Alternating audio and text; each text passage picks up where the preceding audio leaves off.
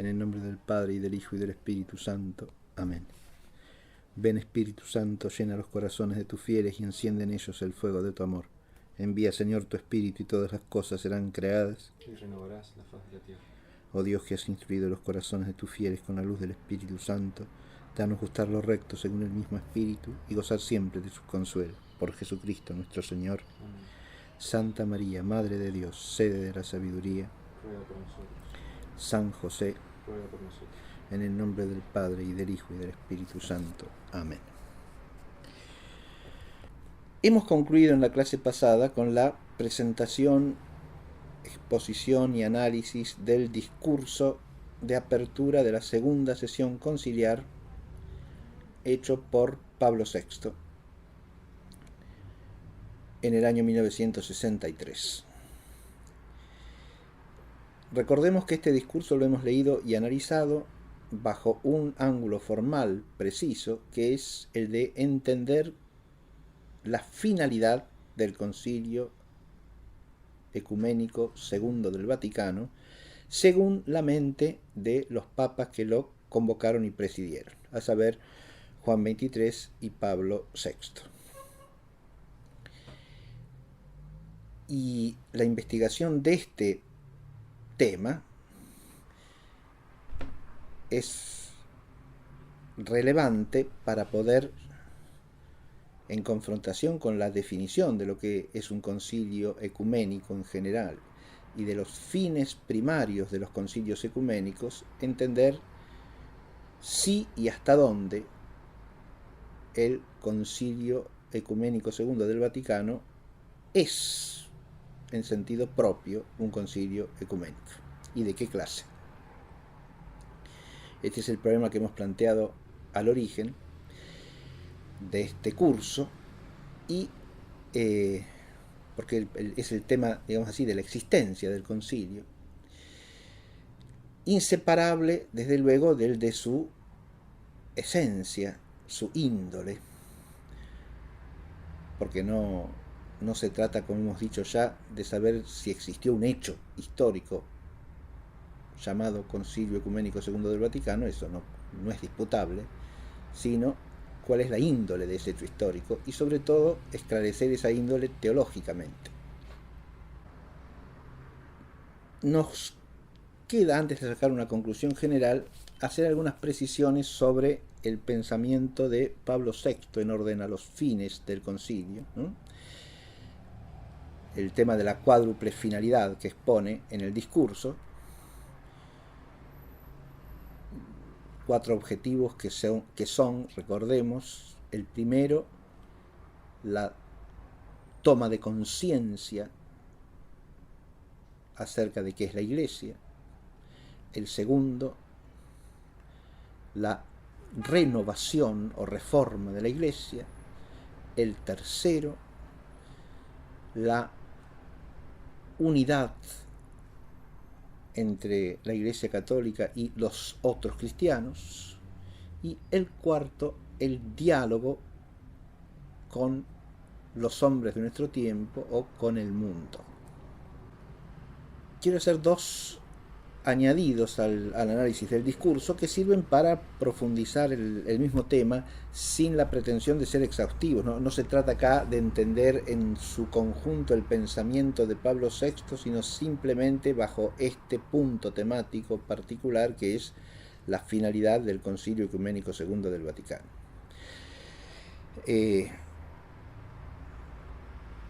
Voy a añadir, por tanto, primero que nada, una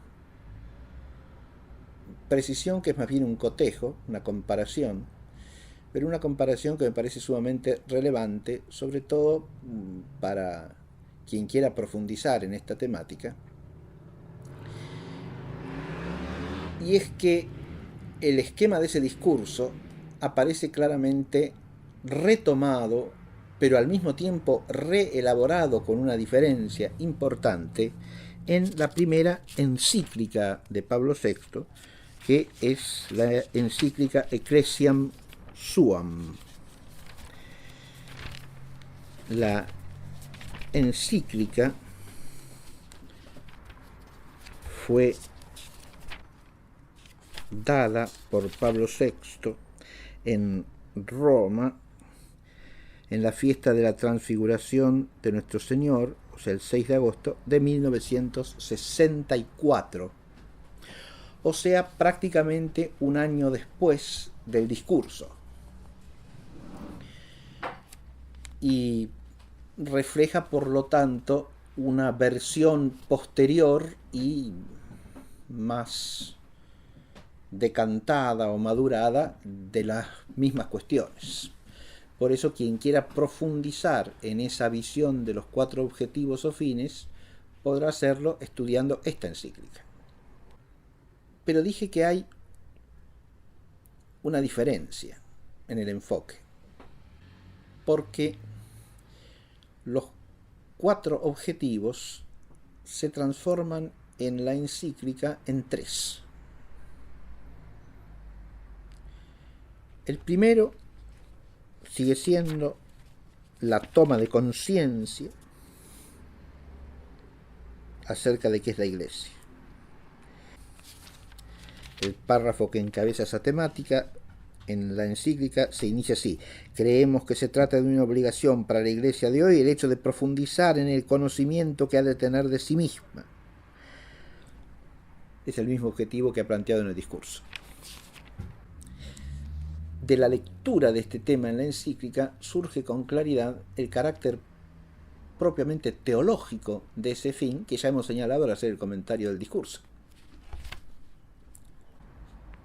El segundo fin es el de la renovación, y se introduce con estas palabras: nos sentimos además embargados por el deseo de que la Iglesia de Dios sea tal cual Cristo la quiere, una, santa, orientada toda ella hacia la perfección a la cual Él mismo la ha llamado y para la cual la ha capacitado.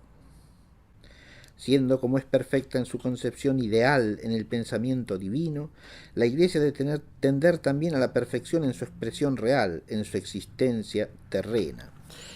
Esta segunda oración que acabo de leer presenta un problema teológico en la estructura mental del pensamiento, porque cuando habla de la perfección de su concepción ideal en el pensamiento divino, y de ahí pasa a el tender a la perfección en su expresión real, en su existencia terrena, está pasando por alto la perfección real constitutiva de la Iglesia en el tiempo, tal cual la ha instituido Jesucristo nuestro Señor. Ahí también hay una perfección que no es una concepción ideal. El enfoque aquí es problemático, insisto, en el modo de pensar, ¿no?, el misterio de la Iglesia. El objetivo sigue siendo aquí la renovación, la reforma, y en la encíclica se hacen aclaraciones acerca de esto. Se habla de los fundamentos de esa reforma, la perfectibilidad de los cristianos, ciertamente que sí. Aparecen frases interesantes tanto desde el punto de vista de tratar de prevenir errores con la concepción de la renovación o reforma, como en el énfasis opuesto de oponerse a todo inmovilismo. Si uno sigue el texto de la encíclica, parece enfatizar una especie de vía media que está muy vagamente diseñada en generalidades, y a veces en generalidades que, si uno las examina con rigor conceptual, presentan problemas también, como esta oración que acabo de leer. Pero no voy a profundizar en este texto. Por ejemplo, frases como esta, que pueden causar ciertas dificultades de interpretación. No puede la Iglesia permanecer inmóvil ni indiferente ante los cambios del mundo circunstante, sino que éste influye de mil modos distintos y condiciona el comportamiento práctico de la Iglesia.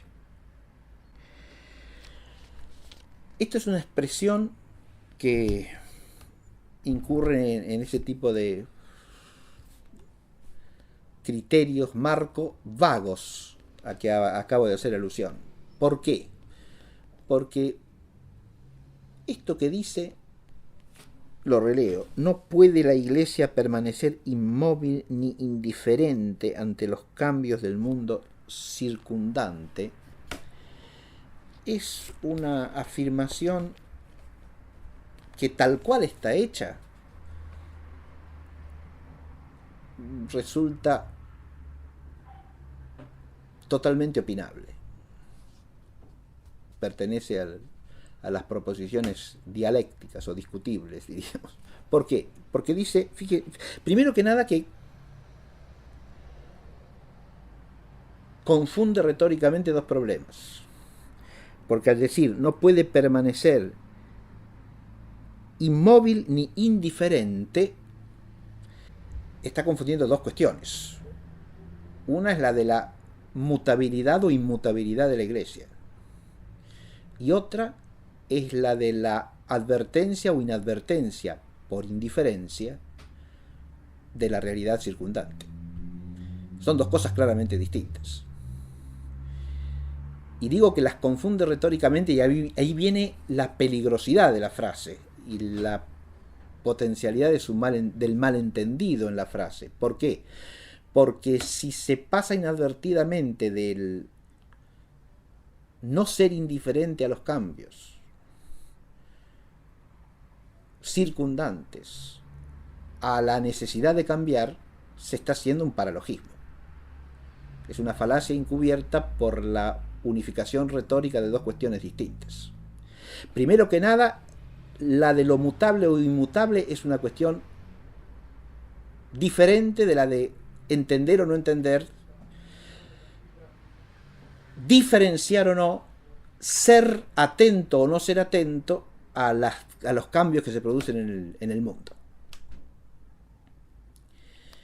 Ahora, frente a los cambios que se producen en las circunstancias temporales del entorno en que existe la Iglesia, y atención, esos cambios no necesariamente son en todas partes los mismos. Acá de nuevo volvemos al problema de la generalización indebida de cuestiones que se pueden dar de modo totalmente distinto en un lugar o en otro, salvo que se caiga en un historicismo absoluto de la homogeneidad de los procesos de la historia en todas partes y que unifica todo, ¿no? Pero fuera de esa mentalidad, expresiones como esta no tienen mayor peligrosidad. Precisamente es esa mentalidad historicista la que les da su aparente importancia, ¿no? Y lleva también a otra confusión en la raíz, la de que hay que adaptarse a los cambios, que es lo que parece sugerir la unión de los dos problemas en uno. Porque una cosa es lo mutable o lo inmutable, y otra cosa es, insisto, advertir o no advertir con atención los cambios de las circunstancias ajenas al ser mismo y a la vida misma de la Iglesia. Cuando dice la Iglesia no puede permanecer inmóvil ni indiferente, el problema retórico está en que una cosa es verdadera, no puede permanecer indiferente, pero la otra es falsa, no puede permanecer inmóvil. No solo es falso que no puede permanecer inmóvil, sino que en algunos aspectos debe permanecer inmóvil. Porque en todo aquello que es inmutable en la Iglesia, por más que las circunstancias de la época requieran una modificación que se adapte a las circunstancias, la Iglesia debe permanecer inmóvil, es decir, inmutable. Lo es por constitución esencial. Lo es por designio y por decreto y acción eficiente de Cristo Jesús, su fundador. Entonces, en lo que es inmutable, la Iglesia no tiene por qué moverse. Más aún, si se moviera en eso, dejaría de ser la Iglesia. Fíjense ustedes hasta qué punto una frase como esta, si uno la analiza conceptualmente, se muestra no solo deficiente desde el punto de vista teológico, sino al mismo tiempo retóricamente inductora de una confusión gravísima. Por eso no hay que mezclar cuestiones. Es un principio de sanidad mental. Claro que hoy día nos preocupamos por cualquier sanidad menos por la mental, pero es la primera de todas las que tiene que tener el ser humano, la que le es más propia y constitutiva. Y cuando digo sanidad mental no me estoy refiriendo a lo que se opone a la demencia, me estoy refiriendo a lo que se opone al mal uso de la razón, ¿no? El confundir estas cuestiones, insisto, lleva a la idea de que la obligación de no ser indiferente ante los cambios que se producen, y eso es correcto. La Iglesia no debe ser indiferente. Esto, por supuesto, para que sea verdadero hay que decirlo con cierta precisión, es decir, no debe ser indiferente a los cambios que tienen cierta relevancia en relación con la vida de la Iglesia, porque hay otros cambios que no tienen ninguna relevancia fundamental para la vida de la Iglesia, y frente a eso no está mal que sea poco atenta o en el fondo indiferente, porque no hacen diferencia alguna para su misión, ¿no? Ahora, los cambios que sí son relevantes en orden al cumplimiento de su misión, eso los debe atender. Pero que atienda esos cambios tiene como consecuencia automática que deba cambiar. Esto es lo que no se sigue en modo alguno, insisto, porque en algunas cosas tiene la obligación de no cambiar. Ahora bien, en las cosas en que puede cambiar, la sola advertencia de los cambios que se producen en las circunstancias en torno es suficiente para establecer si debe o no debe cambiar, y cómo debe cambiar. Tampoco. Y es evidente que tampoco. Porque el modo en que deba cambiar y en qué deba cambiar es en última instancia una cuestión de prudencia que habrá que resolver aquí y ahora en cada circunstancia. Porque las circunstancias cambiantes son cambiantes siempre. Claro, acá estás hablando de generalidades de la historia, de las épocas. Bueno, ahí ya entramos en una cuestión o en una problemática que se roza con el problema del historicismo al que he hecho alusión hace un momento. Y a eso tenemos que caminar con pie de plomo y con enorme cautela, porque corremos el riesgo de hundirnos en la mentalidad de la época. Curiosamente, con respecto a las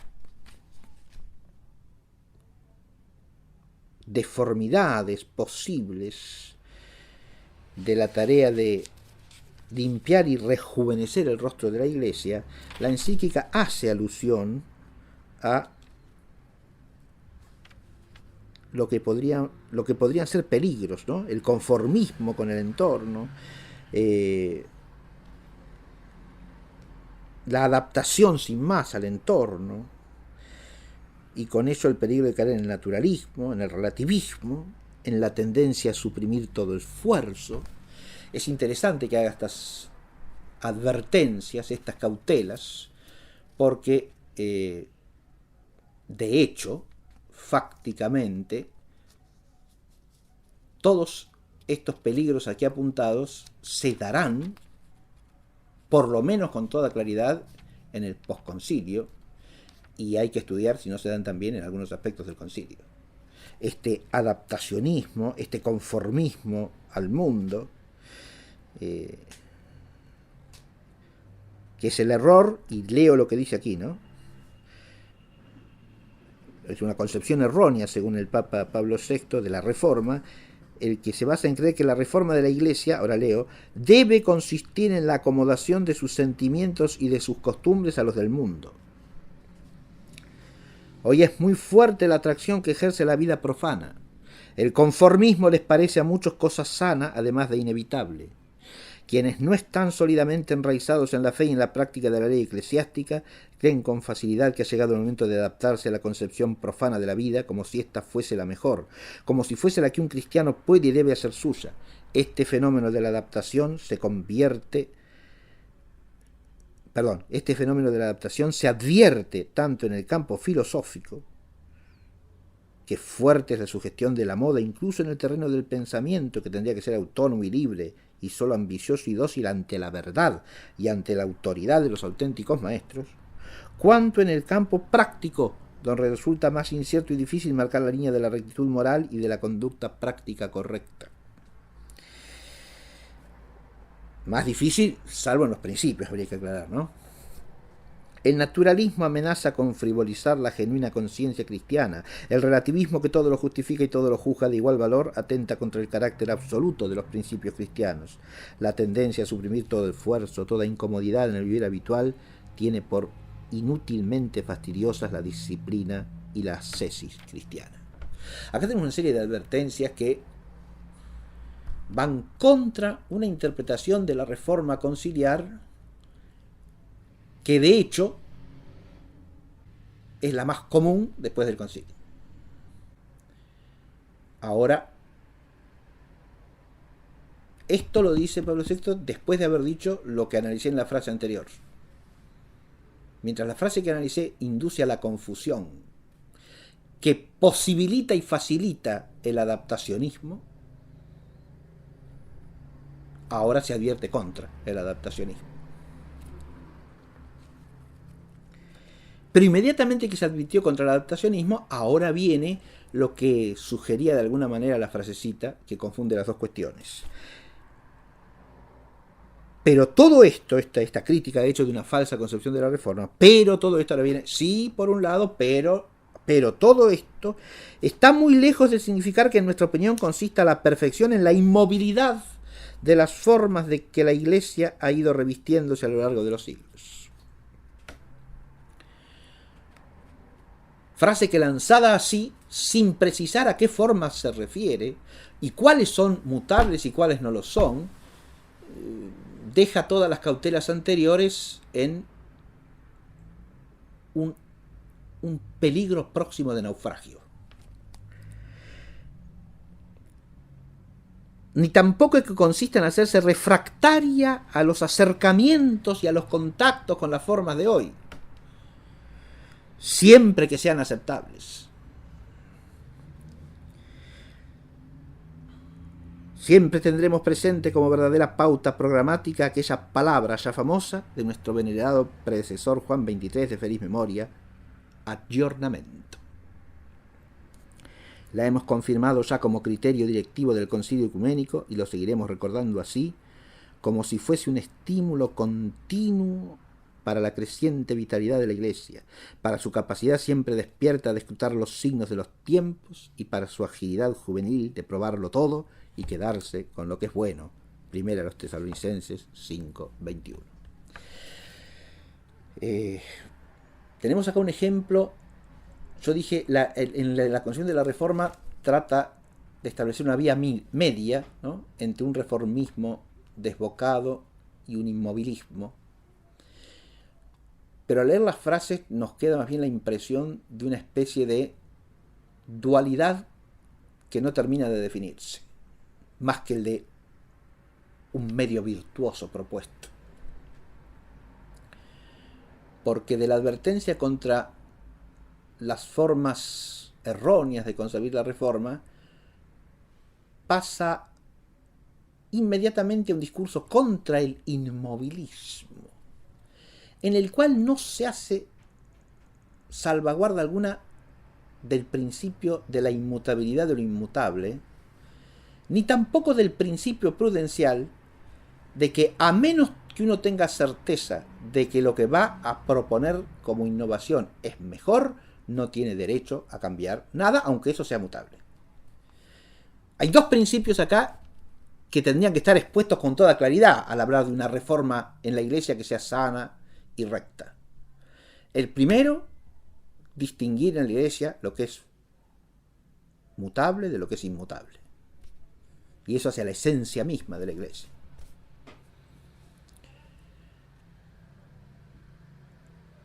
Y segundo,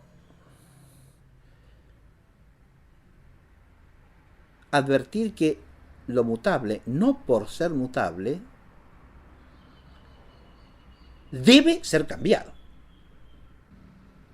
Acá hay que tener en cuenta que el que innova lleva la carga de la prueba. Es un principio elemental de orden práctico. Si usted va a innovar, si usted va a introducir una innovación, en principio no contradictoria con la esencia de la Iglesia, esa innovación que usted va a introducir tiene que ser evidentemente mejor que aquello que está dado, manifiestamente más perfecto,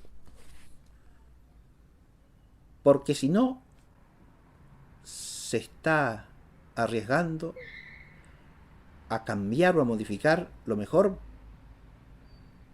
por algo que es inferior, lo más perfecto por algo que es menos perfecto. ¿Y qué derecho hay a hacer eso si se está buscando la perfección en el rostro de la Iglesia y la purificación de su imagen tal cual Cristo la quiere?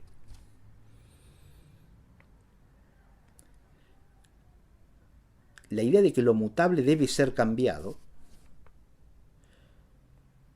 es una idea absolutamente errónea en el orden práctico. No vale ni para la vida personal, ni para la vida comunitaria en el orden civil, ni vale pues tampoco para la vida de la Iglesia. Y cuanto más se eleva uno en el sujeto del cambio, más peligroso es el peligro de cambiar por algo inferior, por algo no probado, por algo que es una innovación, por algo que no se ha experimentado. Esto es un problema que no coincide con la noción recta de reforma tal cual se la ha entendido tradicionalmente, que es restaurar la forma propia de una cosa que de alguna manera se ha deteriorado o ha perdido su vigor originario. La reforma en el sentido clásico es restauracionista, pero la restauración no implica ni flagrante innovación, ni tampoco puede confundirse con un arqueologismo hipotético. ¿Qué quiero decir con esto? Con la idea de que por reconstrucción histórica yo postulo que lo antiguo era esto, aunque no tenga certeza alguna. Un momentito. Usted no puede establecer una restauración o una reforma en el sentido de restauración si no tiene la plena certeza de que está retornando a la forma primitiva, porque si no, en lugar de reformar, está deformando. Estamos en el albur. Y eso es siempre imprudente. Primer objetivo, entonces, la toma de conciencia de la Iglesia. Segundo, la reforma. Pero en tercer lugar, la encíclica no pone la reunificación de todos los cristianos. En tercer lugar, pone el diálogo. Y ahí viene el cambio de enfoque, que hace de los 4 objetivos 3 principales. Porque el diálogo después abarca diversos círculos. El primer círculo es con todos los hombres. El segundo círculo es con los que creen en Dios. Y el tercer círculo con los hermanos cristianos separados. Ahora ese cuarto objetivo, que era el diálogo con los hombres de hoy, o con el mundo actual, ha insumido el tercero.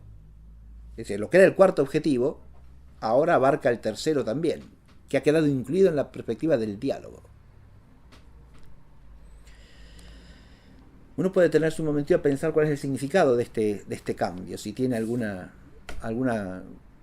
dimensión relevante o no, o es una manera distinta de exponer exactamente lo mismo. Pero, obviamente, la unidad o la reunificación en el seno de la Iglesia de los que se han separado de ella, ¿no?, tal como aparece expuesto en el discurso, parece ser un objetivo claramente distinto del de tender un puente al mundo, es decir, a una realidad que no es la los hombres que dicen creer en Cristo. Y además el mundo actual. Este cambio de enfoque, primero que nada, implica darle un énfasis peculiar al tema del diálogo. Hay una primacía del diálogo ahora, ¿no? Mientras los objetivos primero y segundo son intraeclesiales, digamos, ahora viene todo lo que es relación con lo que no es la iglesia misma. Y eso cae bajo la esfera del diálogo. El diálogo abarca ahora como una serie de círculos concéntricos. Todo lo humano, que es el más amplio. Todo lo humano. Después, los que creen en Dios. En todo lo humano, perdón, antes de seguir, en todo lo humano la encíclica vuelve a hacer hincapié en algo que ya dijo en el discurso, y es el fenómeno del ateísmo como presente en el mundo humano, ¿no? La negación de Dios como una especie de obstáculo para el diálogo.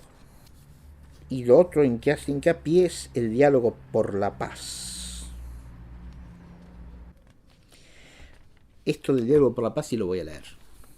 Dice así: no podemos adaptar nuestra mirada del panorama del mundo de hoy sin manifestar un deseo halagüeño, el de que nuestro propósito de cultivar y de perfeccionar nuestro diálogo en los variados y múltiples aspectos que se le ofrecen pueda contribuir a la causa de la paz entre los hombres, como método que trata de regular las relaciones humanas a la luz noble del lenguaje razonable y sincero, y como contribución de experiencia y de sabiduría que puede reavivar en todos la consideración de los valores supremos. La paz, la causa de la paz entre los hombres, advirtamos, acá hay una temática en la cual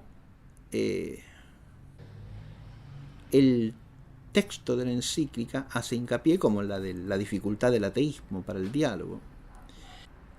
Pero cuando entra a describir a qué se refiere con la causa de la paz entre los hombres, claro que acá causa está puesto como en el sentido de una finalidad, ¿no? A perseguir, un ideal que promover. Se la describe como un método que trata de regular relaciones humanas a la luz noble del lenguaje razonable y sincero. Cuando uno estudia con cierto rigor histórico lo que es la paz en un sentido mundano, que recordemos, nuestro Señor Jesucristo ha opuesto a su paz, que no es paz entre los hombres, sino paz de los hombres con Dios, a través del único mediador, Jesucristo, el Señor. Cuando uno estudia lo que se llama paz mundanamente, hablar de regular relaciones humanas a la luz noble del lenguaje razonable y sincero parece algo o claramente utópico o una broma de mal gusto. Porque si hay algo en lo que no existe ni ha existido el lenguaje noble y sincero, es en las relaciones diplomáticas que establecen la paz mundana entre las naciones, entre los hombres. Más bien todo lo contrario. No se sabe de qué está hablando acá, yo no lo entiendo. Y sigue, y como contribución de experiencia y de sabiduría que puede reavivar en todo... ¿Qué experiencia y sabiduría de qué? De lo humano, de la guerra y de la paz, de las desgracias de la guerra. A eso se refiere. Uno puede pensar lo que quiera porque no está aclarado acá. La experiencia y de experiencia y de sabiduría que puede reavivar en todos la consideración de los valores supremos. ¿Y cuáles son los valores supremos? cuya consideración ha de reavivarse en todos, porque viene de hablar del fenómeno del ateísmo. ¿Y cuáles son los valores supremos en que coincidiremos con el ateo? Hablando un lenguaje noble y sincero, ninguno.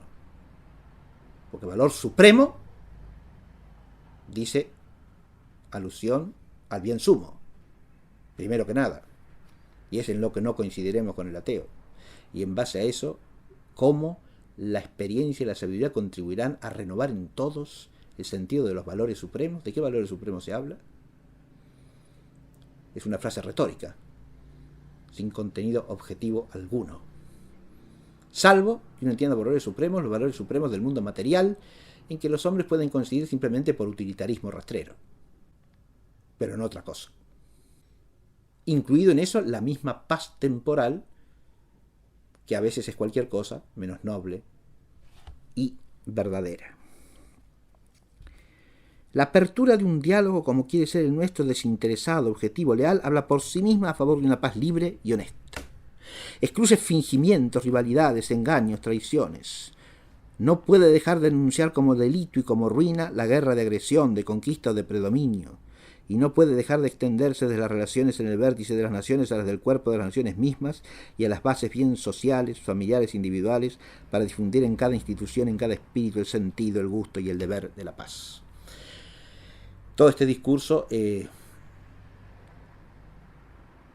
acabamos de oír, no me voy a detener a analizarlo, pero es claro que no pasa de ser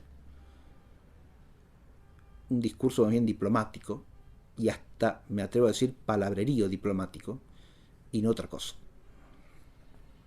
Que no se condice con la realidad del mundo de la post-Segunda Guerra Mundial en el que estas palabras son dichas. Porque si hay algo que la presunta paz que sí a la Segunda Guerra Mundial no es una paz libre y honesta, sin fingimientos, rivalidades, engaños, traiciones. Es exactamente lo opuesto. Esa es la paz de la que surgen las Naciones Unidas, por ejemplo, y la que las Naciones Unidas pretende prolongar, promover. Una paz libre y honesta, no señor. Sin fingimientos, rivalidades, engaños, traiciones, de ninguna manera. Una paz absolutamente mezquina, corrupta, inicua, rastrera y engañosa por donde se la busque. Uno puede decir, bueno, eso es cuestión de opinión historiográfica. Bueno, sí, pero si nos metemos en la cuestión de la realidad de la paz temporal, bueno, hay que entrar en cuestiones historiográficas.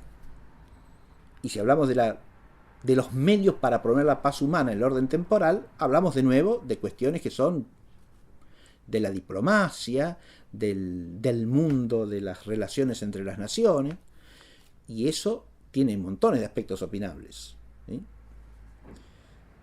Ahora, lo que no es opinable es que a la luz de la fe cristiana, por más que esa paz temporal sea un bien deseable, primero, no es un bien deseable a cualquier costo. Y segundo, no es la paz en el sentido evangélico. Y exaltar esa paz temporal como un valor absoluto, como parece hacer este texto, no es, me pregunto yo, caer en esa suerte de adaptación al mundo, de asimilación a lo mundano, que poco antes la misma encíclica ha rechazado como ideal de reforma. Además, el círculo más amplio entonces es todos los hombres, todo lo humano. El segundo círculo, los que creen en Dios. Dice así el texto: vemos después en torno a nos perfilarse otro círculo, inmenso también, pero menos alejado de nosotros. O sea que los círculos son círculos concéntricos, desde el más lejano al más próximo, ¿verdad? Es una imagen que después veremos si aparece reflejada en algún documento conciliar.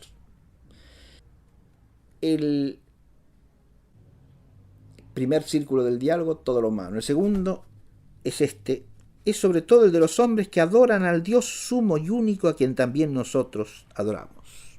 Nos referimos a los hijos tan dignos de nuestro afectuoso respeto del pueblo hebreo, fieles a la religión que nosotros llamamos del Antiguo Testamento, y después a los adoradores de Dios, conforme a la concepción de la religión monoteísta, de la musulmana en especial, merecedores de admiración por lo que hay de bueno y de verdadero en su culto a Dios. Y también nos referimos a los seguidores de las grandes religiones afroasiáticas. Bien.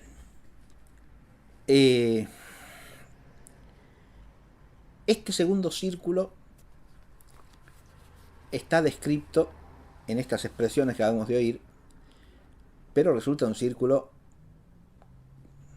que podríamos llamar por lo menos confuso. El primer tipo de confusión claro es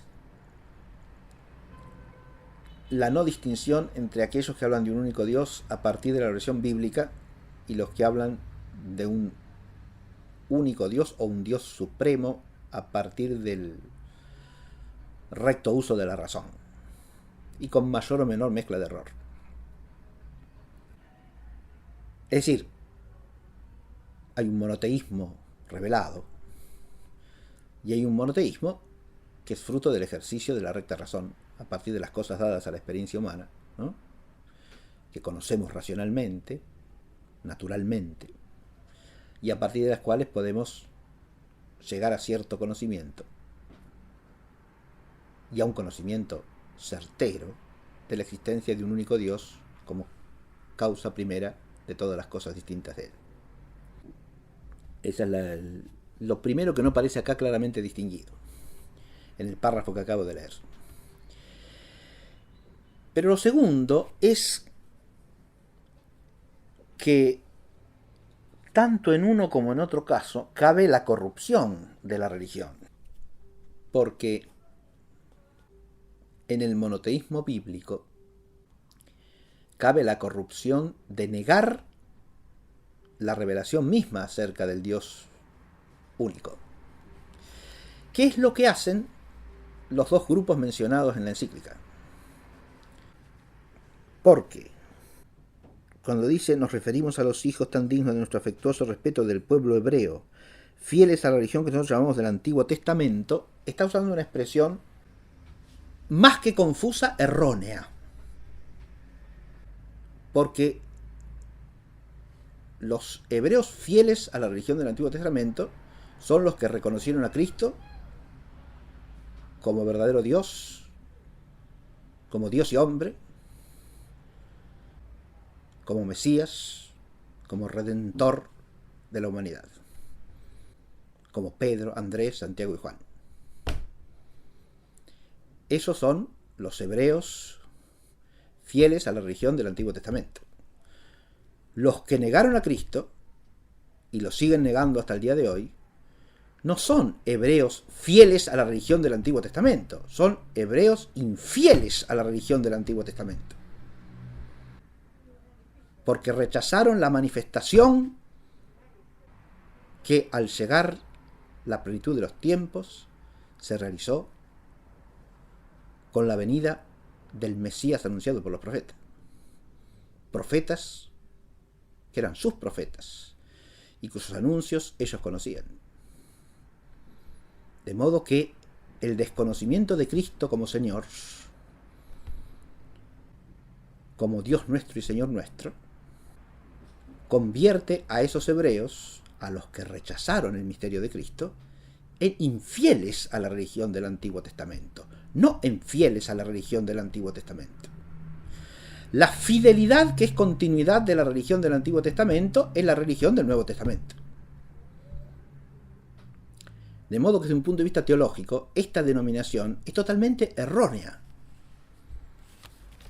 Es una denominación no solo confusa, sino errónea.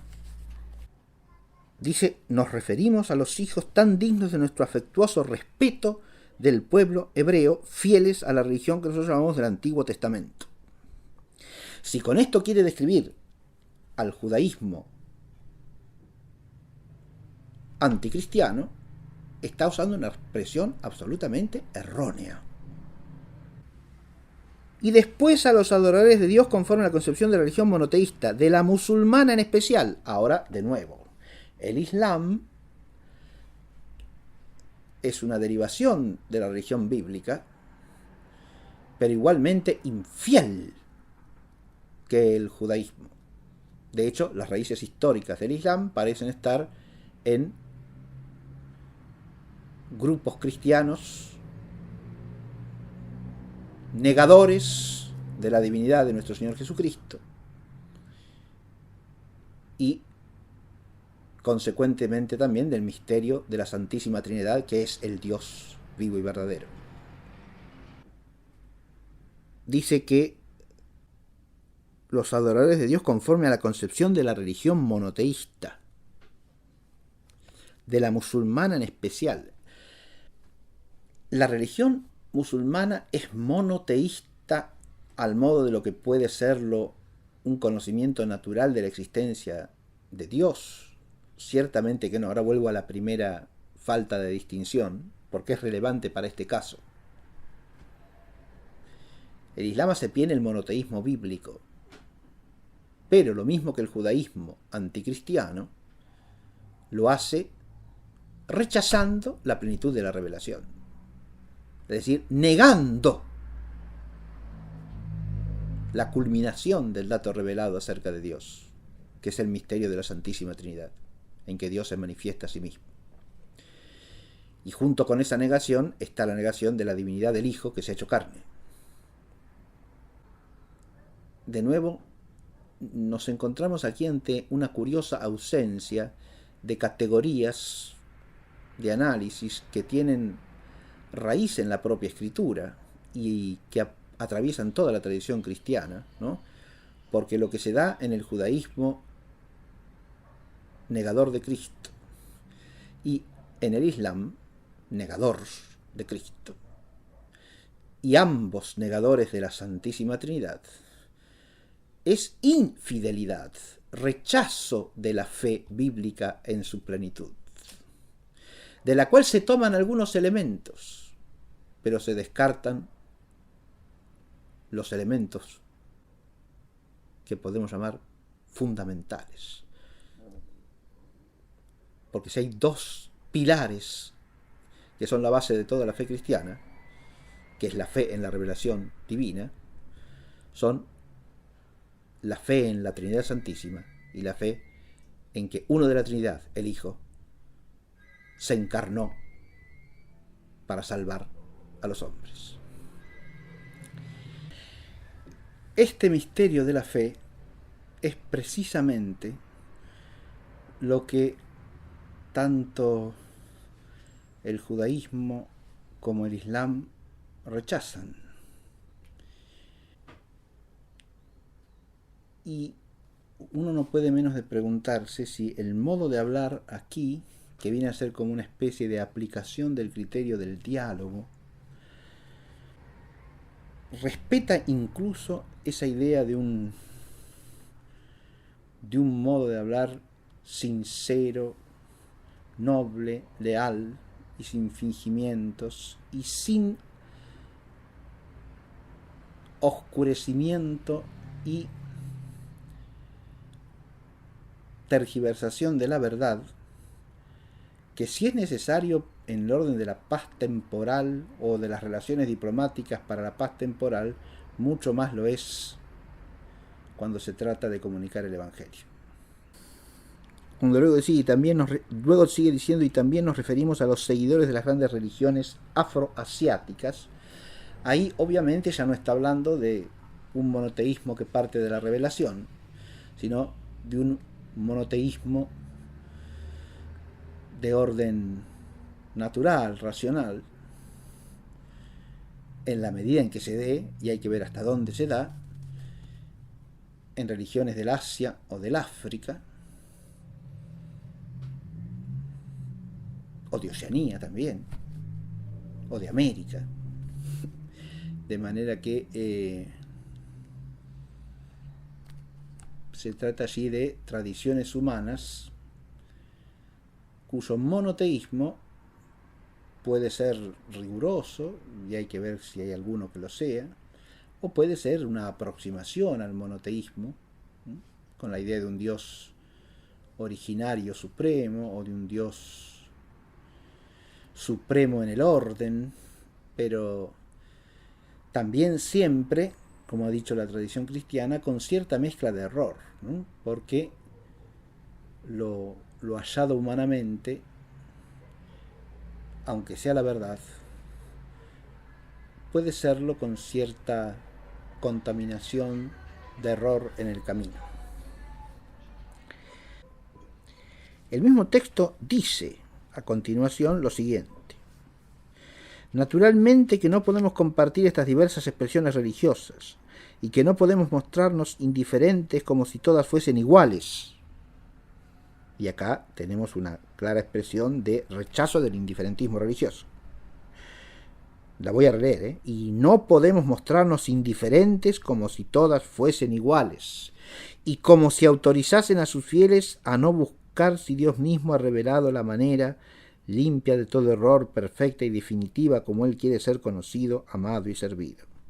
Es más, por deber de lealtad hemos de manifestar nuestra persuasión de que no hay más que una religión verdadera, y de que es la cristiana, y de alimentar la esperanza de que así sea reconocido algún día por todos los que buscan y adoran a Dios. De nuevo nos encontramos con una clara afirmación de la verdad, lo mismo que pasaba antes con el rechazo de una concepción de la Reforma que implicase el adaptacionismo al mundo, el relativismo, el naturalismo.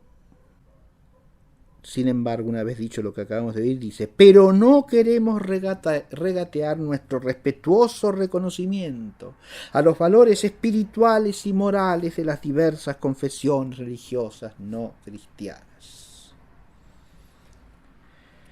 Queremos promover junto con ellas y defender los ideales que puedan ser comunes en el campo de la libertad religiosa, de la fraternidad humana, de la sana cultura, de la beneficencia social y del orden civil.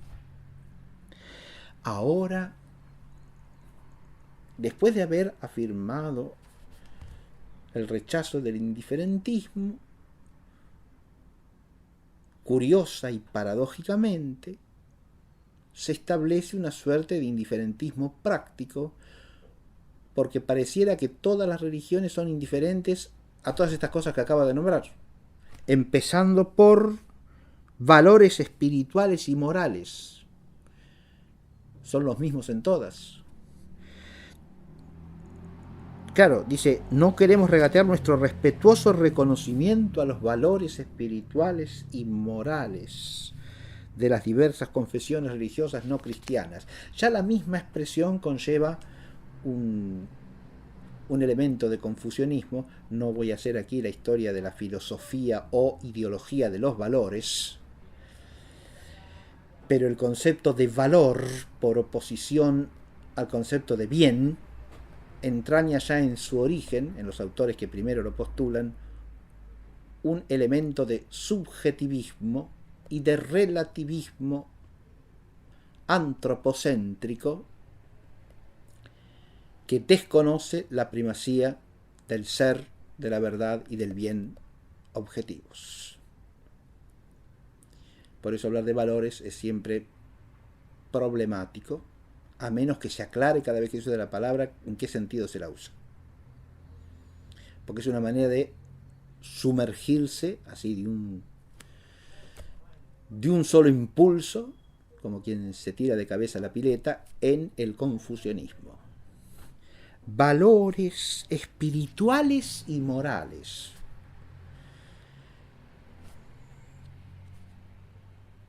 Se refiere a los elementos de verdad, tanto teológica como moral, que encierran, que pueden encerrar estas religiones. Obviamente, toda verdad debe ser reconocida como verdad, ¿sí? Y todo principio moral recto también, ¿sí? Ahora, ¿por qué tributar a eso un respetuoso reconocimiento? Eso es lo que no se ve bien. Un respetuoso reconocimiento de la verdad, ciertamente. un respetuoso reconocimiento del bien moral, ciertamente. Pero los valores espirituales y morales de las diversas confesiones religiosas no cristianas es una expresión que no es clara a este respecto. Y no es clara sobre todo por lo que sigue a continuación. Queremos promover junto con ellas y defender los ideales que puedan ser comunes. ¿Y qué son los ideales comunes? Acá hay que tener en cuenta una cosa. No es imposible, en ninguna manera, que haya algún bien que se dé tanto en el cristianismo como fuera del cristianismo.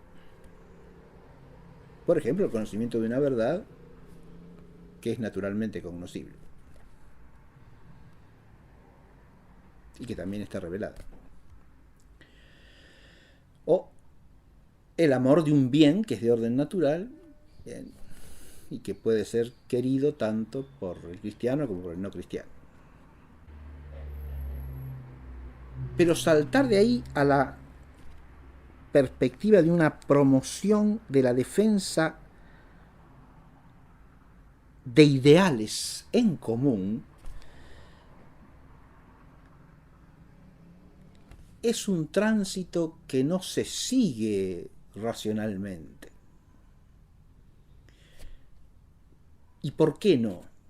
Y porque precisamente cuando se habla de ideales en común, se está hablando, entiendo, bajo el término ideales, que hay que ver hasta qué punto es adecuado aquí, de la adhesión de la inteligencia a la verdad, de la adhesión de la voluntad al bien y de la búsqueda del bien conforme a la verdad. Pero considerado en términos generales, universales, por eso es un ideal. Ahora bien, la búsqueda del bien conforme a la verdad en términos universales implica una cierta noción del fin último. Y eso es precisamente lo que no puede haber en común entre la religión verdadera y cualquier aproximación humana a la verdad. Esta podrá coincidir a lo sumo parcialmente en la noción del bien común, pero no totalmente, no plenamente. Esa coincidencia parcial bastará para que haya un ideal común, y ciertamente que no. Porque en el ideal se supone que está contenida la referencia de los bienes particulares al bien común y de los bienes comunes intermedios al bien sumo, es decir, al último fin. Y esto es lo que no puede darse en común. Queremos promover, dice, junto con ellos, defender los ideales que puedan ser comunes en el campo de la libertad religiosa. Bueno, acá toma un problema que yo llamaría neurálgico, porque este problema de la libertad religiosa, ya luego lo ampliaremos, es un tema en el cual el Concilio II del Vaticano incidirá en contrariar a la tradición católica. Y esa es la mente claramente de Pablo VI.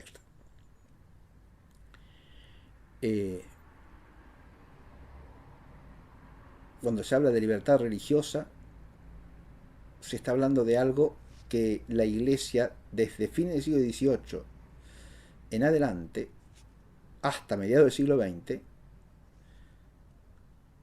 entendida en el sentido de las libertades modernas, ha condenado expresamente. Nos ha dado un ideal a compartir. Pero de este tema ya trataremos más adelante. De la fraternidad humana. Ahora, ¿qué es la fraternidad humana? ¿Qué religiones enseñan la fraternidad humana? ¿Y con qué sentido? ¿Y el cristiano puede desprender la fraternidad humana de la fraternidad cristiana? ¿Puede procurar sin más la fraternidad humana? ¿Y en qué sentido de la expresión? porque el Papa obviamente no desconocía en modo alguno que la noción de una fraternidad humana como ideal sustitutivo de la fraternidad cristiana es propia del iluminismo del siglo XVIII, o sea, de un pensamiento radicalmente anticristiano que pretende sustituir, así como sustituye la libertad de los hijos de Dios por la pseudo libertad de un liberalismo antropocéntrico, sustituye la fraternidad cristiana por una presunta fraternidad universal humana, que es el ideal de la masonería. De nuevo, constante y expresamente condenado por la Santa Iglesia Católica. Acá el Papa está hablando en unos términos que no solo son confusos, sino que incluso son próximos al error, que están introduciendo una manera de pensar en la cual él ya está haciendo una reforma o renovación que, vuelvo a decir lo mismo que dije hace un momento, uno por lo menos debe preguntarse si no implica una caída y profundísima en la adaptación al mundo en el sentido que él mismo la ha condenado. Y no al mundo como las circunstancias históricas contingentes, sino al mundo en el sentido fuerte del Nuevo Testamento, es decir, al mundo como el principado del maligno. Porque fraternidad humana y libertad religiosa, por lo menos como expresiones, saben a iluminismo y por lo tanto a ideología satánica. Y luego de la sana cultura, de la beneficencia social y del orden civil. La sana cultura, habría que ver qué se entiende por cultura y qué se entiende por sana cultura.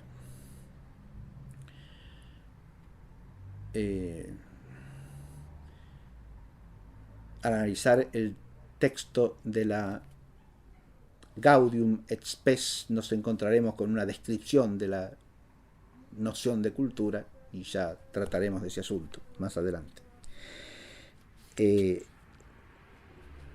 Pero en esa noción que propone la Gaudium et Spes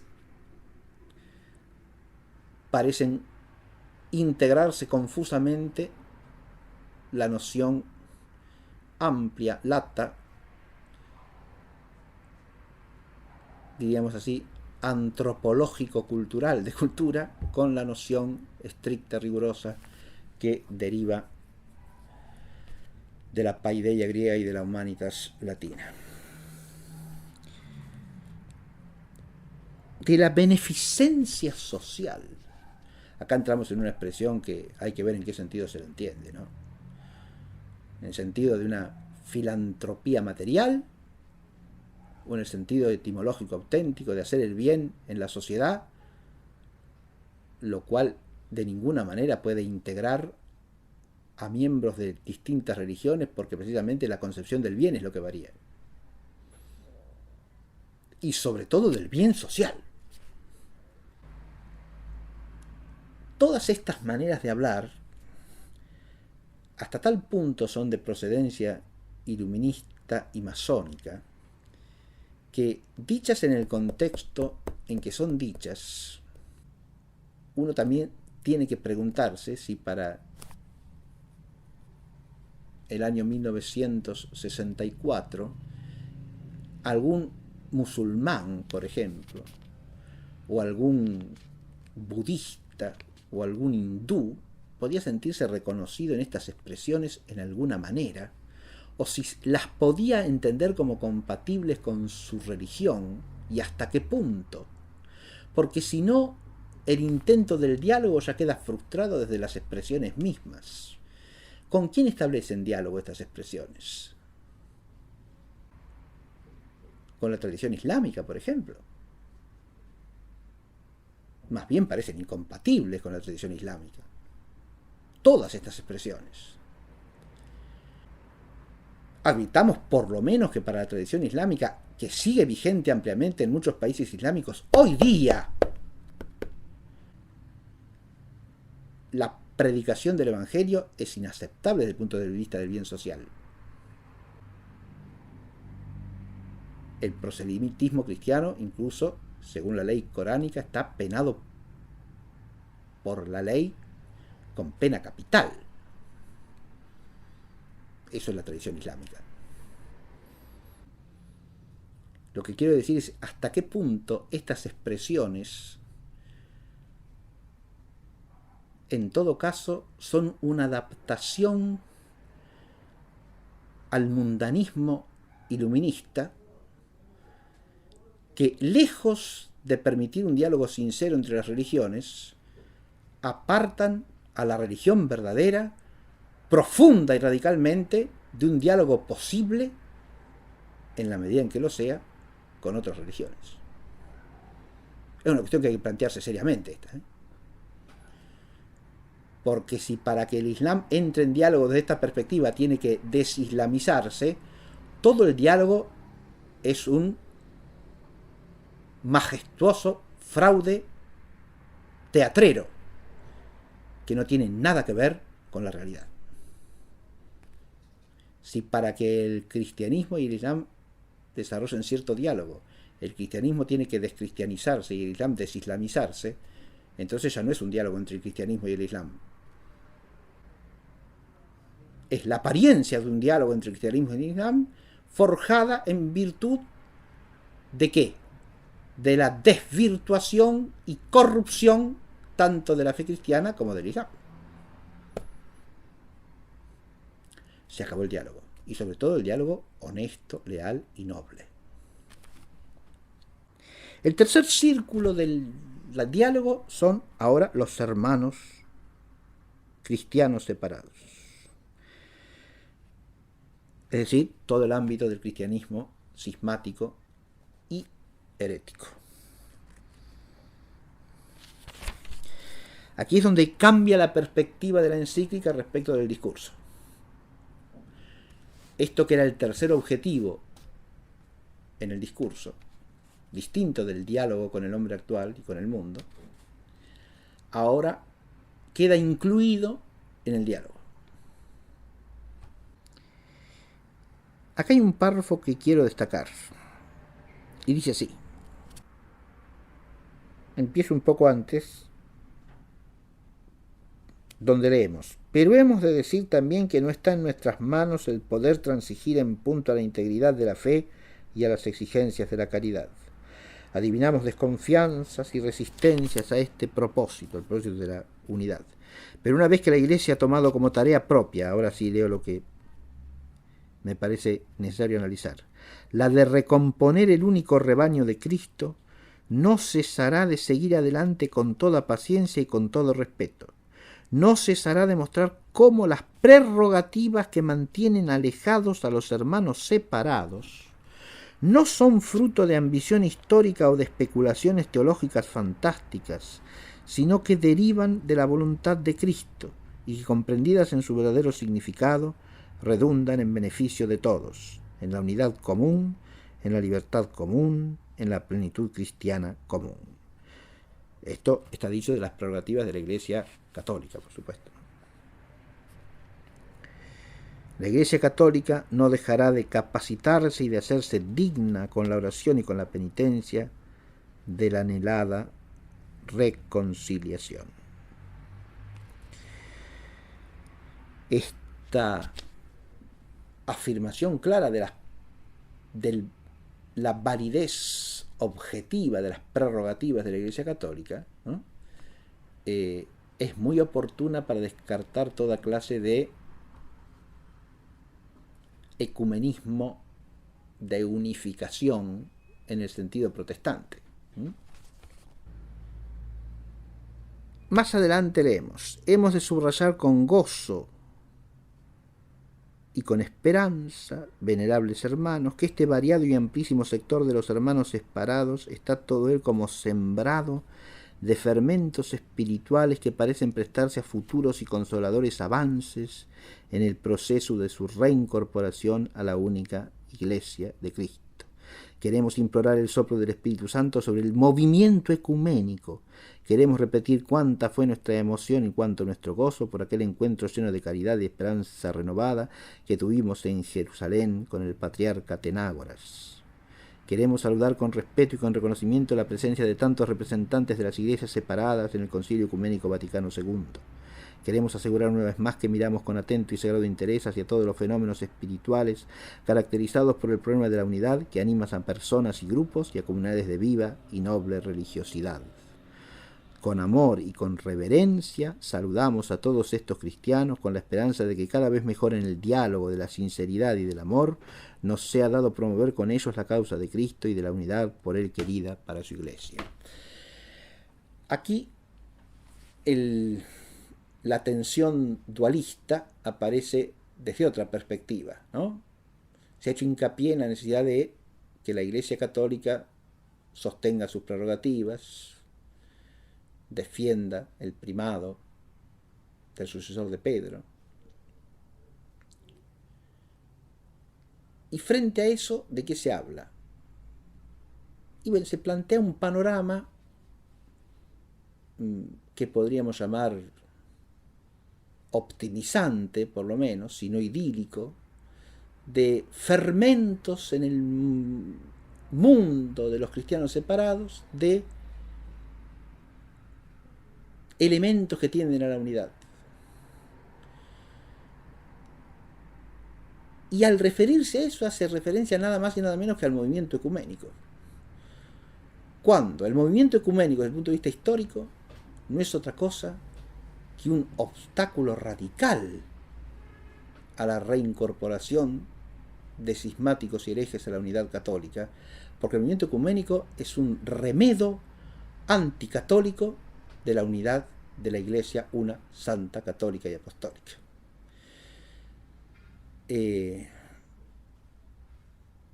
Aquí parece reaparecer esa falta de realismo que inspiraba aquellas palabras de Juan 23 acerca del que todo el mundo está hoy dispuesto a reconocer que existe Dios y a reconocer los principios supremos del orden moral, ¿no?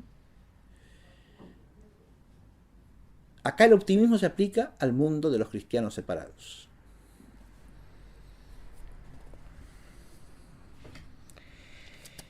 Y por último, la del diálogo abierto a los hijos de la casa de Dios, la Iglesia una santa católica apostólica, de la que la Iglesia romana es madre y cabeza. ¿Cómo quisiéramos disfrutar de este diálogo doméstico en plenitud de fe, de caridad y de obras? Qué intenso y qué familiar deseamos que sea, qué sensible a todas las verdades, a todas las virtudes, a todas las realidades de nuestro patrimonio espiritual y doctrinal, qué sincero y conmovido en su genuina espiritualidad, qué dispuesto a acoger las voces del mundo de hoy, qué capaz de hacer a los católicos hombres verdaderamente buenos, hombres sabios, hombres libres, hombres serenos y fuertes. ¿El diálogo nos hará así? ¿O la gracia de Cristo? Uno puede decir, bueno, pero el diálogo es una gracia. Si el diálogo es un auténtico diálogo, sí. Si es el método universal de aproximación más bien retórica que real, que deja de lado la verdad y el bien verdadero para promover una suerte de ficticia unidad o de unidad pequeña y apegada a lo terreno, entonces estamos en una situación profundamente confusa. Y encima eso está propuesto como ideal para los católicos mismos. Todas estas expresiones que acabo de leer, exclamaciones de deseo, son algo a lo que dio lugar el Concilio Vaticano II durante su transcurso, o más bien surgieron así oposiciones entre facciones que hasta el día de hoy generan cierta tensión y división en la Santa Iglesia, una católica y apostólica. De nuevo, es algo que por lo menos hay que preguntarse. Y si el desarrollo de estas facciones y su enquistamiento en la Iglesia no es en gran medida responsabilidad del propio Concilio Ecuménico II del Vaticano. Porque si nuestro mejoramiento como cristianos viene del diálogo, cualquiera que no adopte la estrategia del diálogo, ipso facto se hace enemigo de la gracia. De donde tenemos que ciertos métodos, no del todo bien definidos, de aproximación al mundo entero, a todo lo humano, a los que reconocen un único Dios, a los cristianos separados, aplicado al interior de la Iglesia, viene a sustituir a la acción de la gracia y del Espíritu Santo. ¿Es ese diálogo el instrumento del nuevo Pentecostés? Son todas preguntas que no podemos dejar de hacernos y que nos plantean cuestiones que solamente el estudio del desarrollo histórico del Concilio II del Vaticano puede permitir responder. Yo quería hacer, antes de terminar con esta clase, una alusión a otro texto de Pablo VI que es anterior al discurso. Y lo voy a hacer brevemente. Es un texto, el texto de otra locución del Papa, en una audiencia concedida a los sacerdotes que tomaron parte en la 13ª Semana Nacional, italiana, se entiende, de orientación pastoral, que se celebraron en Orvieto. Esto es en septiembre de 1963, es decir, un mes antes del discurso de inauguración de la segunda sesión del Concilio II del Vaticano. Y en esa locución el Papa se refiere a dos términos que parecen tener relación con la finalidad del concilio. Uno ya lo hemos oído en la encíclica, es el término aggiornamento, y el otro es el término pastoral. Y vamos a analizar brevemente lo que dice aquí el Papa. Venís enarbolando como si fuese una bandera una palabra programática que quiere definir vuestro método de trabajo. Aggiornamento. Palabra esta que tuvo la suerte y el honor de ser aceptada por nuestro venerado y llorado predecesor Juan XXIII de feliz recuerdo, y que fue incorporada por él al programa del Concilio Ecuménico. O sea que esta palabra está incorporada al programa. Todos los fines u objetivos del concilio vienen a estar en la órbita del aggiornamento. Palabra italiana que quiere decir algo así como actualización, puesta al día. Aggiornamento obviamente de giorno, ¿no? En castellano la expresión más próxima sería esa de puesta al día. Hay que ponerse al día. ¿Qué sugiere esa expresión? Primero que nada, la idea de que nos hemos quedado atrasados en alguna tarea, ¿no? Y decimos en castellano hay que ponerse al día, ¿no? Es porque hay alguna tarea que tenemos ahí relegada, que la tenemos que realizar con cierta periodicidad, pero no la hemos hecho, no hemos cumplido con ella, entonces hay que ponerse al día, ¿verdad?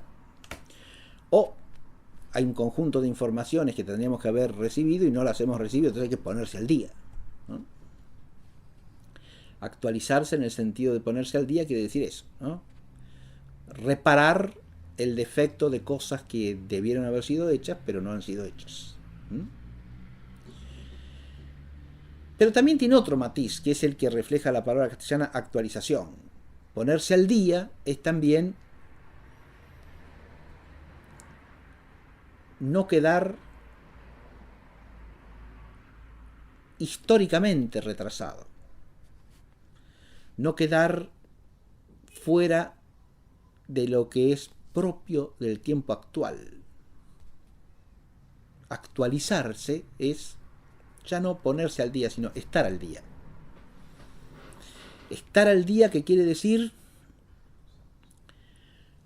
cierta reforma, claro, pero una reforma cuyo objetivo ya no es el de retomar la pureza primitiva, el orden que de alguna manera se ha deteriorado, la plenitud de verdad y de bien que en algún aspecto se ha quedado relegada, sino que quiere decir, es el otro matiz del aggiornamento, estar según lo que hoy día se lleva y se usa. No diré estar a la moda, pero casi.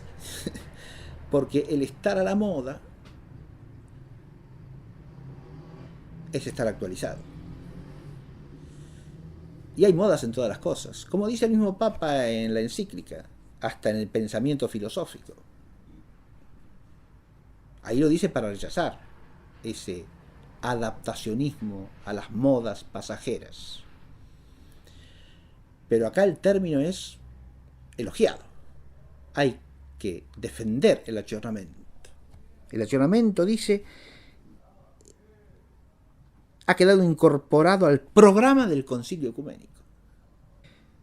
Y ahora viene una explicación que es la siguiente. Aplicada al campo eclesiástico, es una palabra que indica la relación entre los valores eternos de la verdad cristiana y su inserción en la realidad dinámica, hoy tan singularmente mudable, de la vida humana tal y como se va continua y variadamente conformando en la circunstancia presente, tan inquieta, tan turbulenta, tan fecunda. Bien, detengámonos aquí. Nos encontramos de nuevo con la retórica de Pablo VI. Retórica ciertamente tortuosa. Dice que aplicada al campo eclesiástico es una palabra que indica una relación. ¿Qué relación? La relación entre los valores eternos de la verdad cristiana. Adviértase de nuevo el giro. Los valores eternos de la verdad cristiana, no la perennidad de la verdad misma. Valores eternos de la verdad cristiana, como si no fuese la verdad misma lo perenne, sino ciertos valores que están asociados a esa verdad. Esta expresión es tan confusa que hasta puede ser interpretada en sentido modernista. Y cuando digo modernista quiero decir de la herejía modernista condenada por San Pío X. Si la verdad cristiana es un conjunto de valores, entonces ya no es la verdad. Se puede hablar de un cristianismo como valores. Eso lo puede hacer también un materialista. De hecho, el otro día salió en el diario La Nación, en la revista del domingo, una entrevista a un marxista italiano que hablaba de su familia y decía que su madre tenía...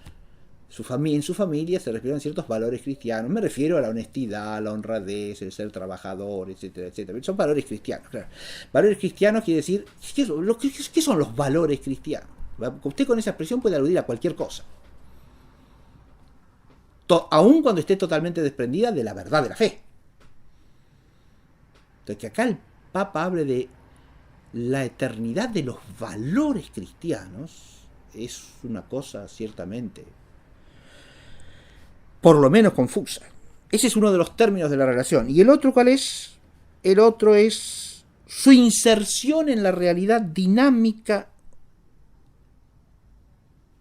La realidad dinámica. Acá se refiere al cambio, ¿no? De la realidad. Al dinamismo. ¿A qué dinamismo? Al dinamismo de actualización natural de las potencias naturales de los seres del mundo, al dinamismo de la historia. ¿Y qué es el dinamismo de la historia? Porque la historia son acciones humanas, libres y voluntarias. ¿Qué dinamismo tiene? ¿Tiene un dinamismo natural? No, tiene el dinamismo del orden moral humano, ¿no? Y por lo tanto un dinamismo que puede estar bien orientado o mal orientado. Y no se puede confundir una cosa con la otra. Pero después viene toda una serie de expresiones que quieren enfatizar, y de una manera virulenta, la energía de ese dinamismo. Es decir, es un dinamismo realmente extraordinario. Es esa idea, un tópico vulgar hoy día, y ya en aquella época, de que vivimos entre cambios múltiples, apresurados, constantes. Todo cambia, todo cambia, todo cambia. Pues en realidad, muchas de las cosas que cambian son cambios puramente superficiales. Y otras de las cosas que se pretenden que son cambios son vueltas a cosas muy arcaicas, antiguas, pero cuyo principio no es precisamente el principio divino del mundo, sino el principio del mal. De modo que a mí siempre me viene el impulso frente a esos discursos que exageran unilateralmente el mutacionismo de las circunstancias presentes, aquello del Eclesiastés nihil novum sub sole, nada nuevo bajo el sol. De lo importante, de lo profundo, nada nuevo bajo el sol, aunque revista modalidades hasta cierto punto nuevas. Porque cuando dicen todo cambia, entonces salen con los cambios tecnológicos y que cada día hay una generación distinta de teléfonos celulares y ese tipo de memeses. Bueno, sí, eso puede cambiar, pero eso, mijo, ciertamente que puede introducir cambios en las costumbres, en ciertos modos de actuar, generar ciertos hábitos, ciertos tipos de hábitos. Sí, pero ese tipo de hábitos, porque si en otra época no se generan de otra manera y por otros medios, ¿no? Ciertamente que puede haber cambios, sí, sin duda, pero tampoco que esos cambios impliquen en el fondo de las cosas una mutación de lo que no cambia. No cambia ni la naturaleza humana, ni la condición humana. Eso es permanente. Y si al mismo tiempo que se hace referencia a los cambios, no se hace referencia a eso, se tiene una visión distorsionada y desequilibrada de la realidad. Y la visión desequilibrada y unilateral de la realidad siempre lleva al error. Pero además, por encima de lo que no cambia en el orden natural, está la inmutabilidad de Dios, ¿no? Y de la verdad divina, que trasciende todo cambio. Y lo trasciende radicalmente. Hoy tan singularmente mutable, la realidad dinámica, hoy tan singularmente mutable de la vida humana y cómo se va continua y variadamente conformando en la circunstancia presente, tan inquieta, tan turbulenta, tan fecunda. Ahí tenemos una sucesión de tres adjetivos, ¿no? Que habría que preguntarse por qué están puestos así como están. Tan inquieta, tan turbulenta, tan fecunda. O sea que el cambio permanente, constante, acelerado,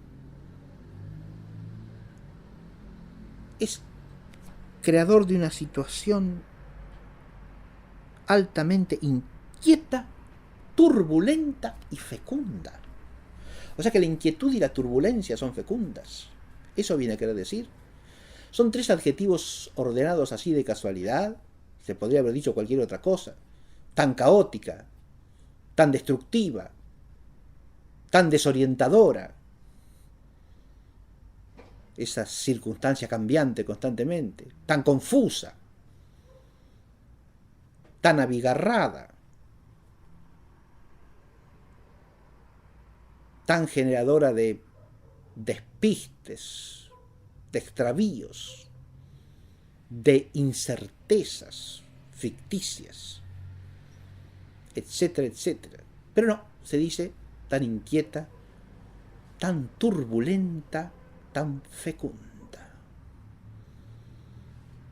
Como si estas tres cosas formasen una especie de unidad, si no conceptual, por lo menos retórica. Inquietud, turbulencia, fecundidad. Una especie de aproximación a la teoría del caos. Del caos vienen los frutos. No, señor. Porque del desorden no viene fruto ninguno bueno. La inquietud, en principio como tal, es neutra. Porque la inquietud, o sea, la falta de reposo, puede ser buena y puede ser mala. Depende de qué falta de reposo sea. Si es la inquietud del corazón humano que busca lo trascendente es una inquietud buena, claro. Pero si es la inquietud que surge del rechazo de lo trascendente, es una inquietud mala. Si es una inquietud que brota de la voluntad firme y constante de perfeccionamiento en pos de la verdad y del bien, es una inquietud buena. Pero si es la inquietud del que está desarraigado de todo principio y que no puede hacer otra cosa que estar inquieto en el sentido de radicalmente perturbado porque ha cortado todas las raíces que lo unen con la verdad y con el bien, entonces es una inquietud mala.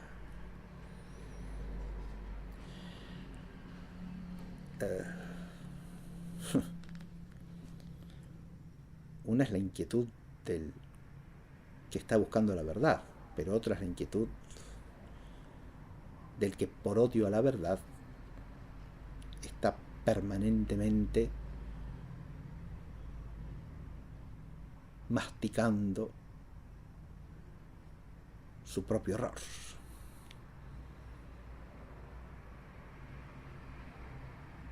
Hay una inquietud vital, pero hay inquietud propia del enfermo.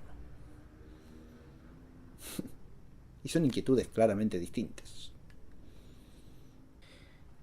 La turbulencia ya es mucho más difícil entenderla en un sentido bueno. Y la fecundidad, de nuevo hay que ver a qué fecundidad se refiere. La fecundidad para el bien es una noble fecundidad, pero la fecundidad para el mal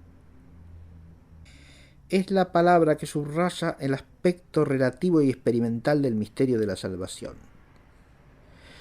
Achiolamento, ¿no? Que nada anhela más que hacerse eficaz y que advierte hasta qué punto su eficacia se ve condicionada por la situación cultural, moral y social de las almas a las cuales se dirige y qué oportuno es para la buena cultura y sobre todo de cara al incremento práctico del apostolado, conocer las experiencias ajenas y hacer propias las mejores. Y vuelve a citar el mismo texto de Tesalonicenses, primera a los Tesalonicenses 5:21, probadlo todo, quedaos con lo que es bueno. Y de nuevo la visión es totalmente unilateral. La visión del ayuntamiento como relación está descrita de una manera muy poco sólida. Pero ahora el ayornamiento como es la palabra que subraya el aspecto relativo y experimental del misterio de la salvación. Ahora, en un mundo de continuos cambios y modificaciones, ¿hay que subrayar el aspecto cambiante del misterio de la salvación? ¿O más bien lo contrario? ¿Qué es lo que parece dictar la necesidad apostólica y la prudencia? Zambullirse en el cambio y enfatizar la necesidad de adaptar la verdad de siempre a lo mutable, o enfatizar la verdad de siempre. Desde una visión de sentido común y de sentido cristiano básico, de sensus fidei elemental, más bien parece que lo que hay que enfatizar es el carácter perenne de lo inmutable de la verdad. Porque si el énfasis queda puesto en la adaptación de la verdad al tiempo, para cualquier sentido común y para cualquier prudencia, parece claro que por más que no se tenga la intención, la verdad de alguna manera va a quedar supeditada, sumergida en el marasmo de los cambios. Por el énfasis en el costado cambiante. Como dice aquí, el aspecto relativo y experimental del misterio de la salvación. Esta expresión también es problemática, el aspecto relativo y experimental del misterio de la salvación. ¿Habría que agregar relativo a qué? A la circunstancia cambiante. Estamos en lo mismo. El misterio de la salvación tiene un aspecto relativo a las circunstancias cambiantes. ¿Qué quiere decir eso? Que tiene una relación con ellas. Y bueno, sí, pero ¿qué relación es esa? ¿La relación de adaptarse a ellas o la de oponerse a ellas? Porque pueden ser las dos cosas. Dependerá de qué circunstancias se trate. Y los primeros siglos cristianos dan ejemplo de lo uno y del otro. En realidad de adaptación en sentido propio no, pero sí de eso que dice San Pablo, tomar lo que es bueno. Pero tomarlo no quiere decir ni remedarlo, ni imitarlo simiescamente, contra lo cual va la encíclica también del Papa, la Ecclesia Suam, una imitación servil del mundo. No es eso. Tomarlo quiere decir rescatar lo que haya de bueno y de verdadero, pero elevarlo, purificándolo al orden de la gracia. Eso que dice, lo que se dice de la naturaleza y de todos los bienes de la naturaleza en aquel principio de que la gracia no suprime la naturaleza, sino que la presupone, la asume, la eleva y la planifica.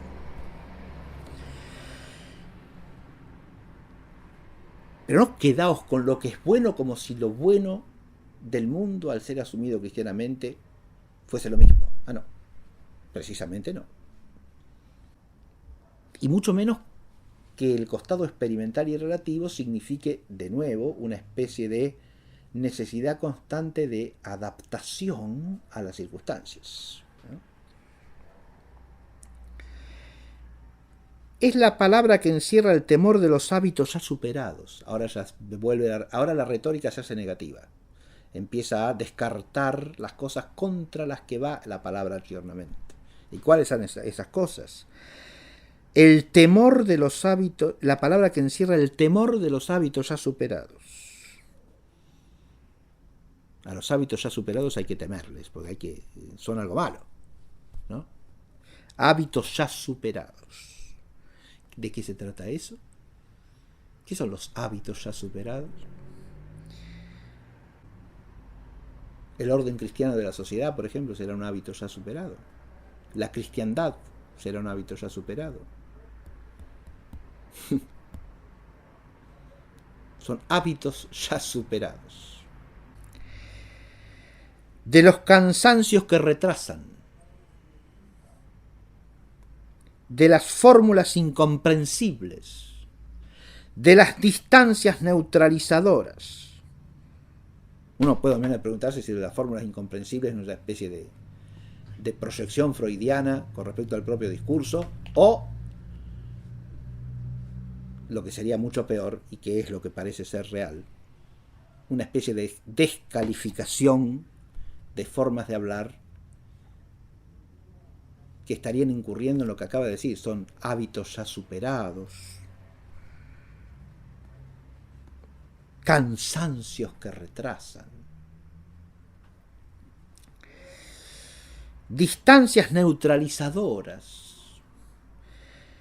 ignorancias presuntuosas e inconscientes sobre los nuevos fenómenos humanos, y aún de la falta de fe en la perpetua actualidad y fecundidad del Evangelio.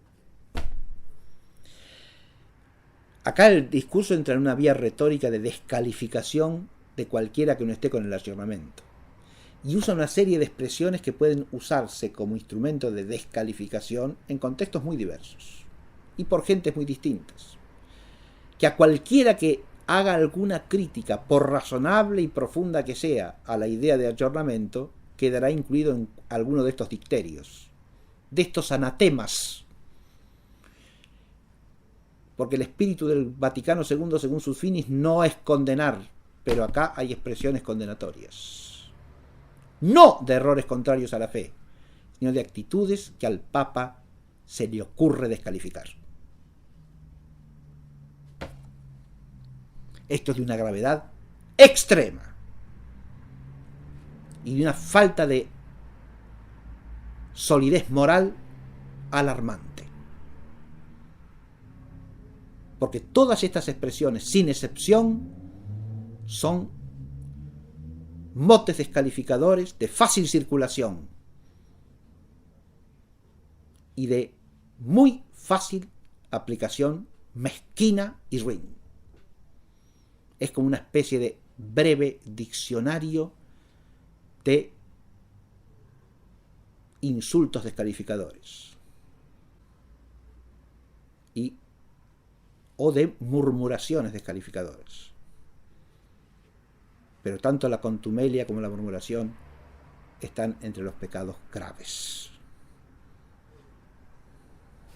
y sobre todo si son en materia grave como es esta de la verdad, del recto ejercicio de la prudencia apostólica, que es lo que está en juego aquí aparentemente, ¿no? Porque si hay que adaptarse a las circunstancias, se tratará de eso, de una prudencia apostólica.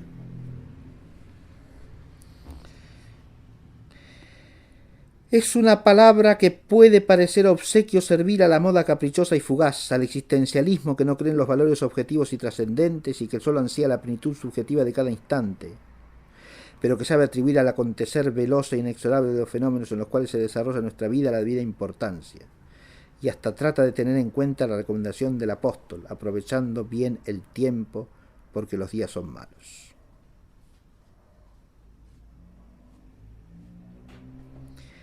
Y es en consecuencia una palabra que nos utilizaremos con agrado, como si fuese la expresión de esa caridad anhelante de testimoniar la perenne y por consiguiente la actual vitalidad del ministerio eclesiástico.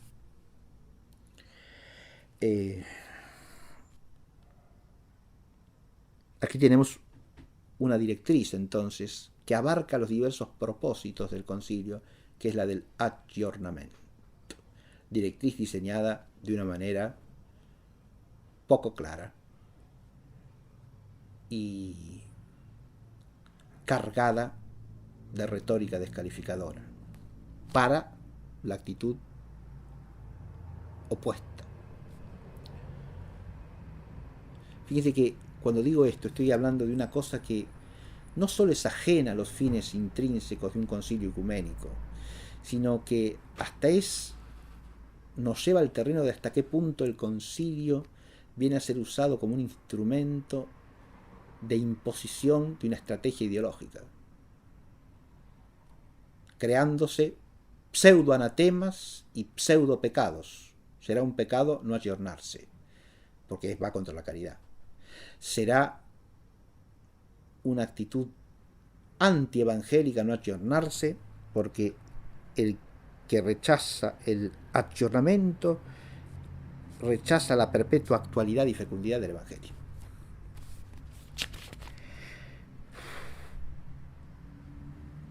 ¿El otro término cuál es? El otro término que hay que manifestar con la acogida, el término pastoral. Fíjense, nos encontramos con dos términos claves del Concilio Ecuménico II del Vaticano, en cualquier interpretación que se pueda hacer del mismo: aggiornamento y pastoral. Por eso he querido referirme a esta locución. Habría que agregar por lo menos otras dos palabras, y la clase próxima voy a dedicarla a reflexionar sobre estos términos. A estas dos palabras, aggiornamento y pastoral, habría que añadir la del diálogo, que hemos visto aparecer ampliamente en la encíclica Ecclesiam Suam, pero también ya en el discurso de apertura de la segunda sesión conciliar, y la metáfora del puente, que también aparece en el mismo discurso que acabo de mencionar. Son como 4 líneas directrices que de alguna manera le dan cierta unidad a los fines del concilio.